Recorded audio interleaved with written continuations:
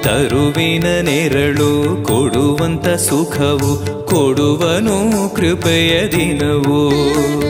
ಸ್ಥಿರ ಇರುವ ಮನ ಎನಗಿರಲಿ ಶರಣಾಗತಿ ಎಂದು ಬರಲಿ. ಭಗವಂತನ ಪ್ರಿಯ ಮಗನಿವನ ಸಾರಿ ಬದುಕು ಇರಲಿ.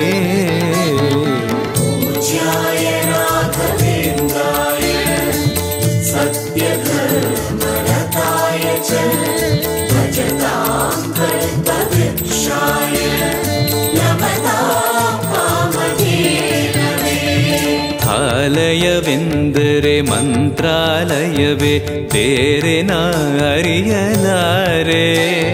ರಾಜನು ಎಂದರೆ ಶ್ರೀ ಗುರು ರಾಜನೇ ಮತ್ತು ನಾ ತಿಳಿಯಲಾರೆ. ಆಲಯವೆಂದರೆ